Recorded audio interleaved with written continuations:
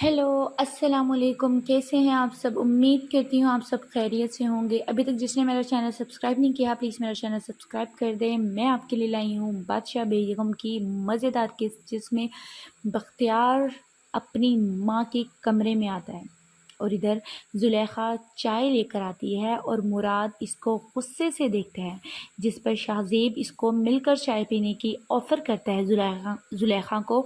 तो इधर मुराद मीर गुस्से से उठकर चला जाता है और जुलेखा कहती है शाहजेब से कि आप ये मान लें कि शाहमीर गद्दी पर बैठ चुका है और इसकी अतात शुरू कर दें।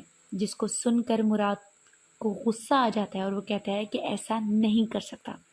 जिस पर जुलेखा कहती है कि आपको अपने ज़बरदस्ती के रिश्ते पर इतनी मायूसी नहीं उठानी पड़ती।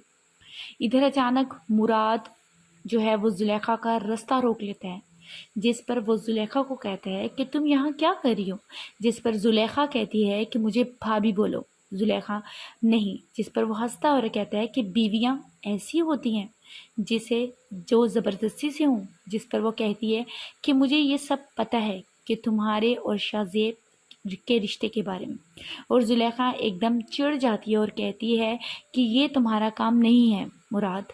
जिस पर मुराद जुलेखा को चिढ़ाता है और कहता है कि शादी शामीर से करना चाहती थी और ऐन मौके पर शाहजेब से हो गई। जिस पर जुलेखा कहती है कि तुम्हारा कोई लेना देना नहीं है। जिस पर मुराद कहता है कि मुझे तुमसे हमदर्दी है दिल में, क्यों ना हम दोनों मिलकर इन सब की छुट्टी करवा दें।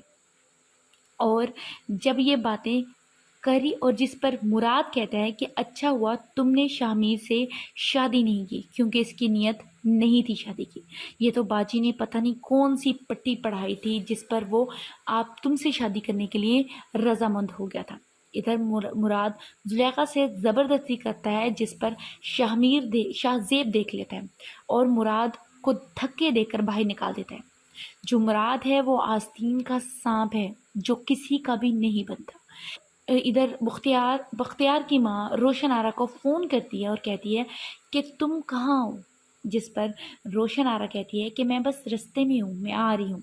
इधर वो निकल ही रही होती है कि बख्तियार उसको मिल जाता है और उसको यूं अचानक रोशन आरा पूछती है कि तुम अचानक क्यों आ गए, तुम तो मेरी शक्ल भी देखना नहीं चाहते थे। जिस पर बख्तियार कहते हैं कि मुझे मामा ने भेजा है। जिस पर रोशनी हैरान हो जाती है और वजह पूछती है। जिस पर वो कहता है कि मुझे मामा ने सब बता दिया, अगर तुम्हारी जगह जहाँ आ रहा होती तो वो शायद ये नहीं करती।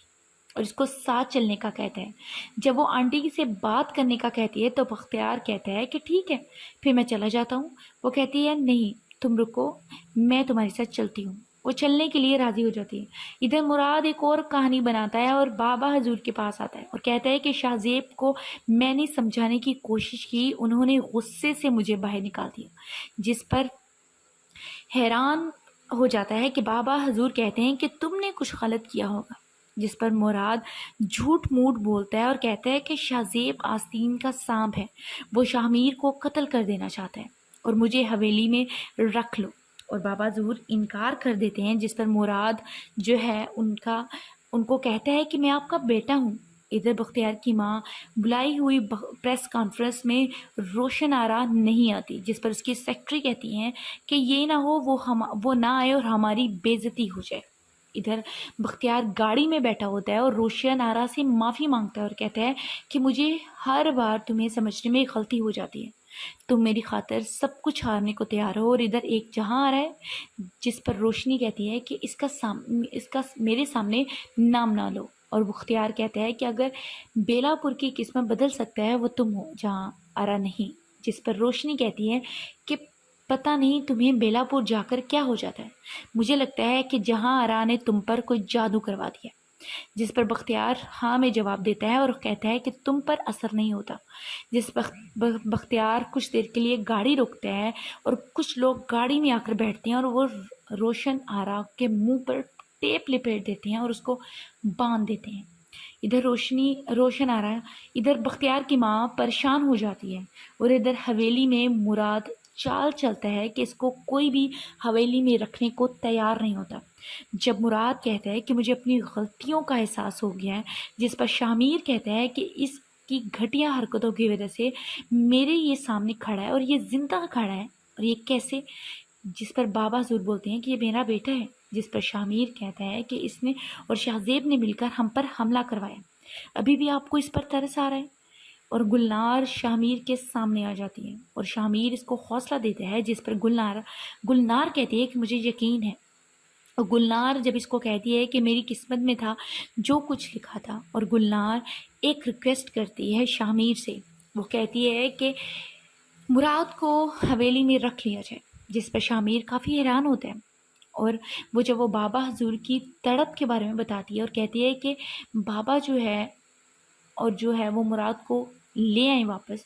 इधर बाबा हजूर मुराद से मिल रहे होते हैं और शामिर आता है और उसको रहने की इजाज़त दे देता है, लेकिन गुलनार की नौकर की हैसियत से।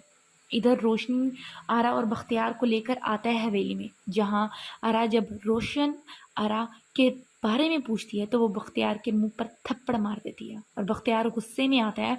और इधर बाबा ज़ूर और शामिर आता है और वो गुस्से में गोली चलाने का हुक्म देते हैं, जिस पर जहाँ आरा रोक देती है और बख्तियार को कैद करने का हुक्म दे देते हैं कि ले जाओ इन्हें, और जहाँ रोशनी में ना मिले इनको वहाँ कैद कर दो। इधर रोशन आरा जब घर आती है तो वो गुलनार के सामने बहुत बदतमीज़ी से पेश आती है, इसे एक मामूली नौकरानी की हैसियत से काफ़ी बेइज्जत करती है।